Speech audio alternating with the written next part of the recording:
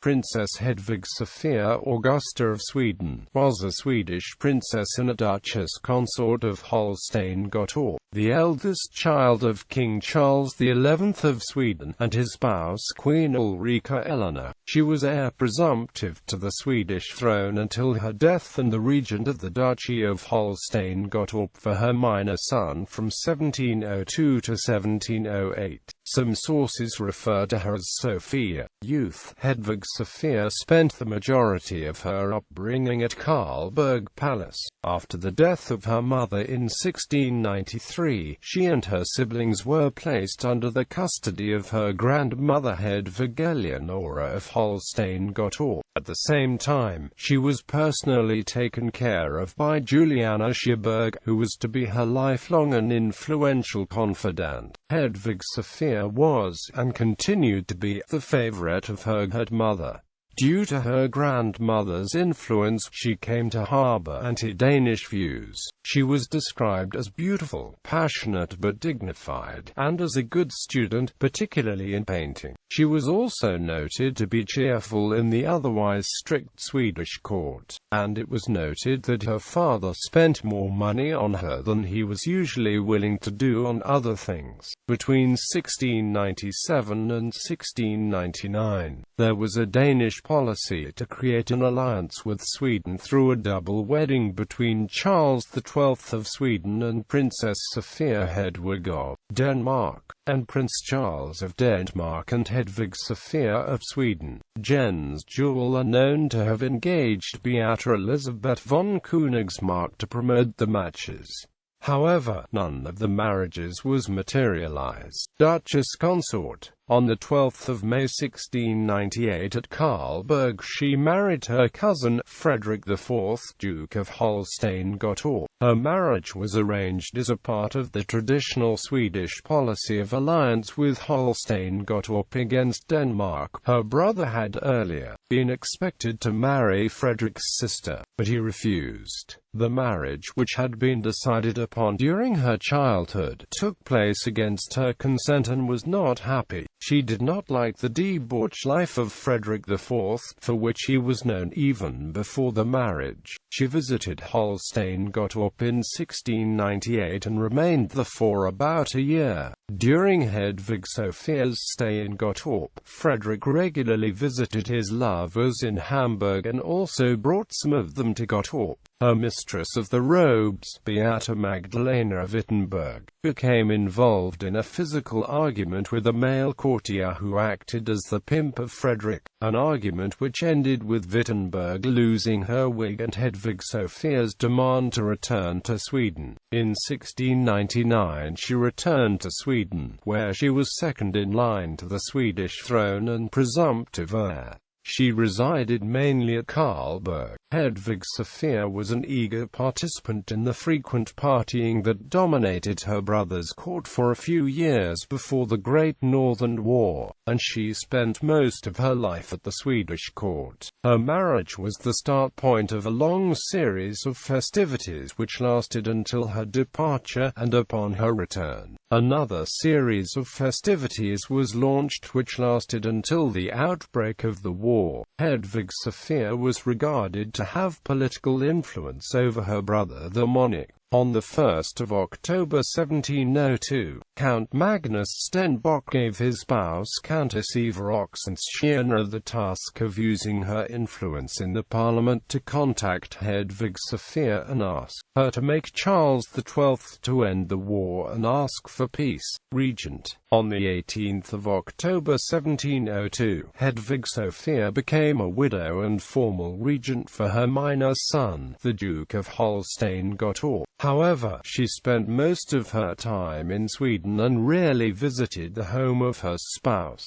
She left the daily affairs of the duchy to Christian August of Holstein-Gottorp, the uncle of her late spouse, but matters of major importance were always to be confirmed by her. She did have plans to visit Holstein-Gottorp in 1705, but her brother asked her to remain in Sweden, which she consented to do. As regent, Hedvig Sophia made sure that the old policy of Holstein-Gottorp was kept, with an alliance with Sweden as protection against Denmark. This led to some strained relation with the administration in Holstein-Gottorp, who was considering a different alliance, but she kept in control of the policy and her line was kept until her death without it leading to any open conflict. In Sweden, she worked to have her son accepted as an heir to the Swedish throne, and the Holstein party, as it was to be called after the death of her brother, was also the most successful contestant under her leadership until her death in 1708. As a widow, she was the object of plans to arrange a new political marriage. Among the candidates were the Crown Prince of Hanover, that is the future King George II of Great Britain. However, she refused a new arranged marriage.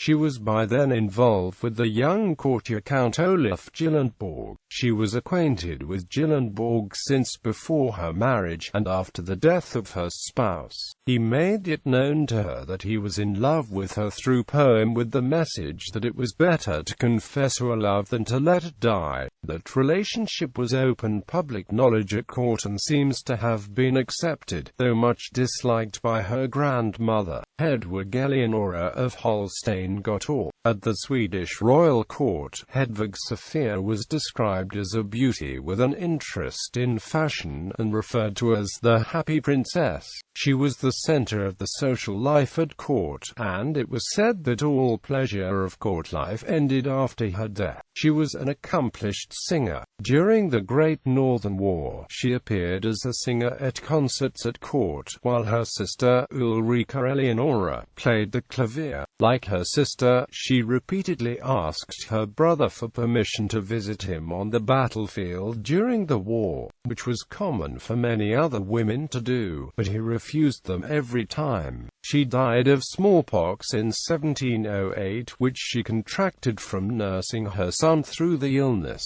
The relationship between her and her brother, King Carl, was very deep. In July 1709, her brother, who recently had become a refugee of his military catastrophe at Poltava and was far away in Bendy, finally received the news of Hedvig Sophia's death in Stockholm the previous December. Carl at first refused to believe it, and this was the only time he was ever known to have wept.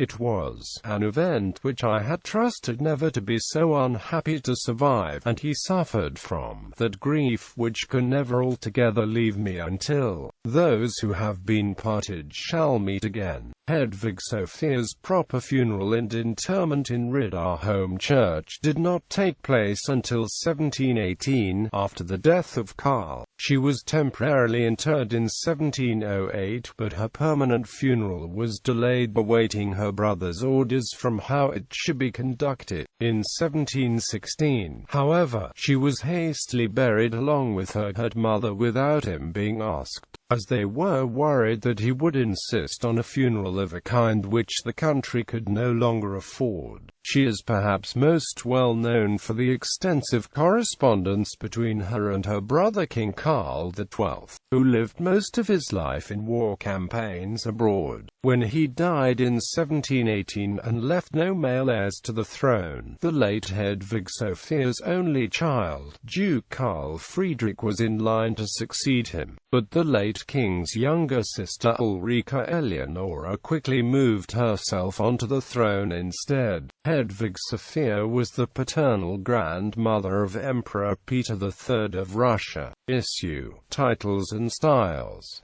The 26th of June 1681 to 12 May 1698, Her Royal Highness Princess Hedvig Sophia of Sweden. The 12th of May 1698 to 19 July 1702, Her Royal Highness the Duchess of Holstein-Gottorp. The 19th of July 1702 to 22 December 1708, Her Royal Highness the Dowager Duchess of Holstein-Gottorp.